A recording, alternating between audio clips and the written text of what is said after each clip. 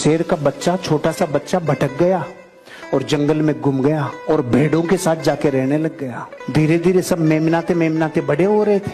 बड़े होते होते होते होते भेड़ के बच्चे की अपनी कैपेसिटी है, उसकी अपनी कैपेसिटी है, बड़े हो गए। लेकिन मैं संगत का असर। तो एक दिन पानी पीने जा रहे थे। पानी पीते टाइम पानी में परछाई दिखी, तो इसने खुद को देखा, इस पड़ोसी को देखा।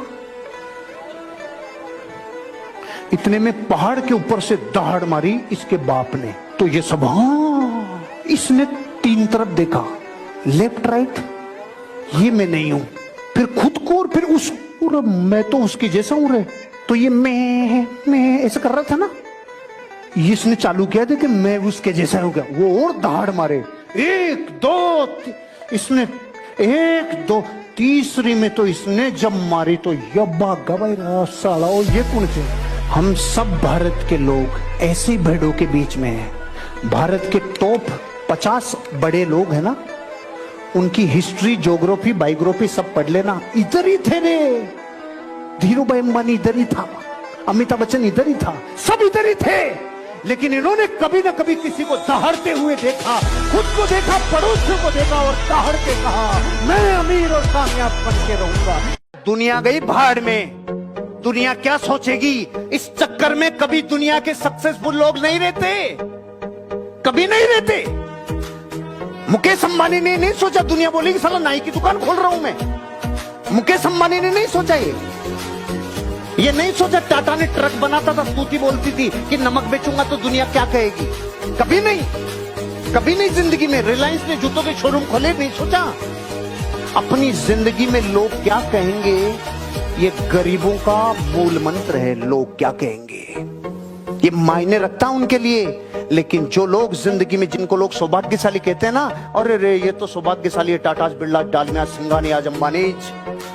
सौभाग्यशाली नहीं, कितना त्याग और तपस्या की होगी, कितने सुखों को छोड़ा होगा और कितनी बार लोगों की भक्तियां सुनी होगी, कितनी बार लोगों के कुछ ना कुछ ऐसे चुभते हुए बातें सुनी होगी जो जीवन में तकलीफ देती है। जिस बीजेपी को आज से 5 साल पहले कोई सूंघता नहीं था, जिसकी 10 राज्यों में सीटें नहीं आती थी, पूरा दृश्य बदल दिया एक आदमी ने फील्ड में उतर के। एक आदमी ने फील्ड में उतर के नजारा ही बदल दिया। फील्ड का परीक्षण है ये फील्ड का परीक्षण है कि 5 साल में एक दिन रेस्ट नहीं दे।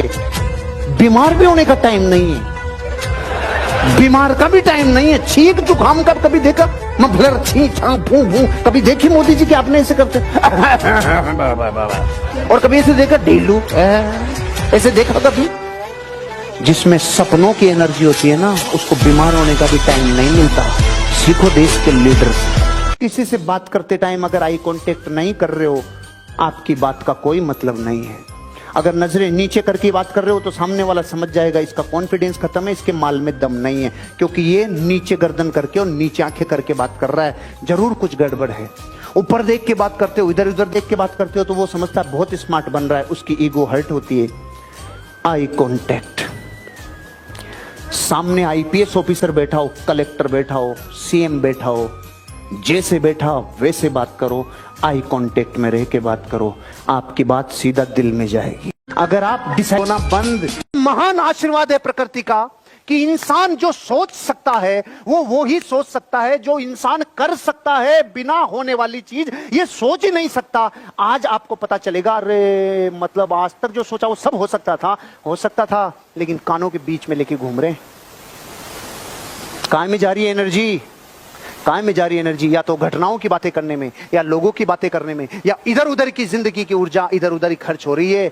इस दुनिया में कोई इंसान किसी चीज की रियल वैल्यू देखना चाहता है तो उसको उस माहौल के चश्मे से देखना पड़ेगा, उस माहौल के दर्पण से देखना पड़ेगा। आपको अपनी वैल्यू देखनी होगी। अगर अपनी वैल्यू बढ़ानी है तो भीतर वैल्यू देखनी होगी। एक सच्ची घटना बताता हूं। एक डॉक्टर था, वो लोगों को ठीक करने के लिए अपने प्राणों तक की बलि दे दे ऐसा काम करता था। एक दिन पूरे दिन मेहनत की, रात को थक के चूर होके 12 बजे आके सोया और रात को 2 बजे उसके फोन बजा। खड़ा हो गया, अपना बैग उठाया, सुरंग में से जाते टाइम एक आदमी ने उसको आवाज दी, डॉक्टर अच्छी से क्या? तो उसने अपना बैग रखा, माचिस तिल्ली जलाई और उसकी सिगरेट जला दी, चला गया। सुबह 7 बजे इसके ऑफिसर का फोन आया, सुरंग में किसी ने इनको लूट लिया और इनको बहुत नुकसान पहुंचाया, इनका इलाज करने के लिए आपको आना पड़ेगा। पूछा कि इसका ये किसने किया? ये गया और जेल में जाके देखा तो वो वही आदमी था जिसकी रात में इसने सिगरेट जलाई थी। तो इसने बोला, इसने एक ही प्रश्न पूछा कि मैं भी तो आया था, तूने मुझे क्यों नहीं लूटा? कि मैं तेरे को लूटता भी और तेरे को कूटता भी, लेकिन जब भी तू आया मेरे पास तो तू अकेला नहीं था, तुम 2 थे। वो देवीय शक्ति थी जो उसकी मदद कर रही थी। उस दिन के बाद उसको यकीन हुआ कि जब मैं अपने काम को प्राणों से ज्यादा पसंद करता हूं तो मेरे को कोई पावर मदद करती।